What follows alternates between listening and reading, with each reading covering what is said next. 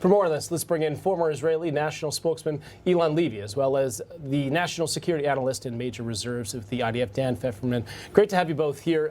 Some of the most influential people in the world, we just talked about that, are part of this discussions here. Let's take a look at some of the leaders now. One item on the agenda is the deal to end the war. There's the formal in-person agreement that's going to be signed on Friday in Switzerland. We know about that. But not long ago, President Trump, he mentioned the most important aspect of this agreement is this. Watch. The thing that really matters to me is Iran will never have a nuclear weapon. And it says it loud and clear. They're not going to develop it. They're not going to buy it. They're not going to do anything with it. And if they do, they suffer unbelievable consequences. I mean, that's been the outset here from President Trump. Eylon, tell me, how does Israel view this deal? I mean, President Trump, he was at odds with Bibi Netanyahu just a few days ago over this. Look, everyone wants to see a deal that eliminates the triple threat of the Iranian nuclear program, ballistic missiles, and proxy armies.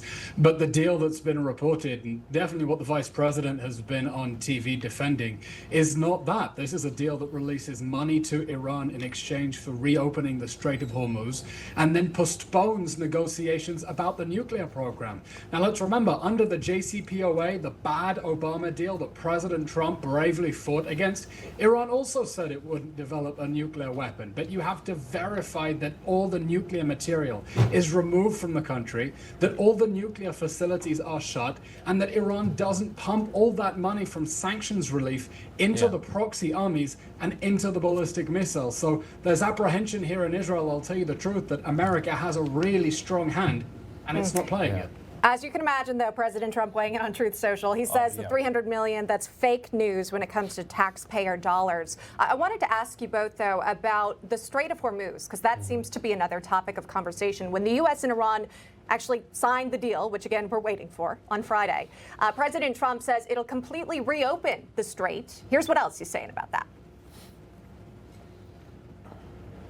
A lot of great things are going to happen in the Middle East right now, and very importantly, the oil is plummeting down, and the stock market is shooting up like a rocket today, like record kind of numbers. And the oil has taken its biggest plunge, and we're into the low numbers, but we're getting close to the numbers we were before it all started.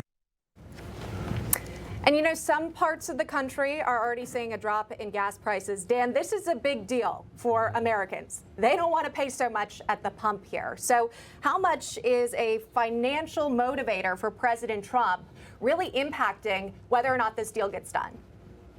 That seems to be the biggest element here. You have the reasoning to bring down the oil prices on the one hand. I think the World Cup is a part of it.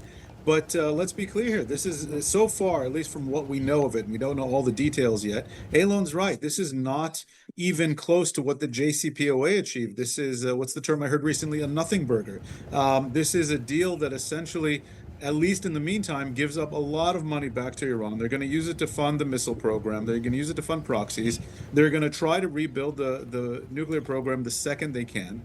And all it does is it just reopens the Strait of Hormuz, which the Iranians themselves shut down as the main point of leverage against the United States and the West. The Iranian plan was to suffer more than the United States could dish out and use the Hormuz as a point of pressure and leverage indirectly on the United States, and it seems to have worked, unfortunately. I want to be clear, though, Vice President Vance, he did say that this is only, the money's coming into Iran only if they agree to what they agreed to in the deal. If they see progress, if they see something happening here, then potentially they might get some money from the Gulf states as part of this deal. But again, this is all going to come out on Friday when we see that memorandum of understanding. I want to get to the Russia war, though, because this is on the agenda today. You've got Russia and the Ukraine. They're still fighting it out. You've got Ukrainian President Volodymyr Zelensky. He's attending the G7 meeting. He's looking to get some support here to end the Russia war. I mean, this is still going on in the backdrop of the U.S. and Iran. The Russians are picking up the pieces here after Ukrainian drone attacked an oil refinery in Moscow. President Trump, he discussed these ongoing problems happening with this conflict. Watch this. I spoke with President Putin on Sunday, and it's sort of the same thing. I mean, they just keep going, fighting, losing soldiers. They lose so many soldiers. This is not since World War II has anything like this happened. I settled 8 wars. This was the one I thought was going to be the easiest settled. There's a lot of dislike between the two leaders. I mean, the U.S. sent billions of dollars over to Ukraine, and this war's still going on. President Trump clearly seems like it's in the back burner. It's not really as important to him right now. Iran seems to be the focus. Eylon, do you think that now the shift of focus might actually be on Ukraine if he gets Iran settled? You know, I really hope President Trump is able to bring this horrible war to an end. But think about how Russia and China are looking at the crisis with Iran right now and how it emboldens them. They're going to see President Trump promising unconditional surrender of Iran and then moving to promising to finance $300 billion reconstruction package so that the Iranian regime can rebuild itself. These regimes are going to look at America and say, I don't think that was China the makes a goal of move- the Trump administration Right. by any of this. No, absolutely not. This is an unintended consequence. So that's instead your prediction of sticking what to the what end- might happen.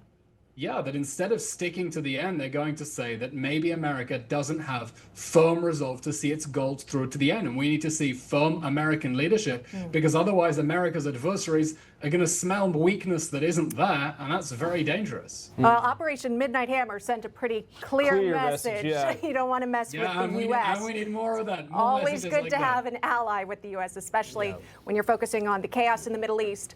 Major Dan Pfefferman and Eylon Levy, thanks so much for joining us here this morning on First Edition. Thank Glad you. to be here.